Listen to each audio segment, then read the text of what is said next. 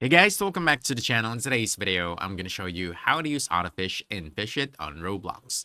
Now, autofishing is one of the easiest ways to farm fish and earn coins without constantly clicking. Instead of manually casting and reeling every time, this feature lets the game handle most of the work for you.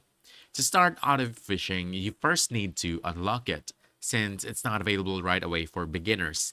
And depending on your progress, this usually comes from a reaching a certain level, getting better rods, or unlocking specific upgrades in the game. Once you have access to it, you'll see an autofish option somewhere on your screen or in your settings. It's usually in the middle. And after turning it on, your character will automatically cast the line, catch fish, and reel them in without you needing to do anything. It's perfect if you want to grind coins while doing something else. Just make sure you're fishing in a good area because auto fishing will only be as efficient as the spot you're in.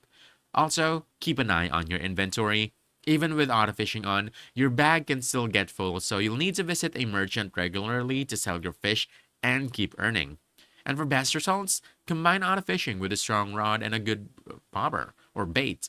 The better your gear, the more valuable fish you'll catch automatically, which means faster progress and more money.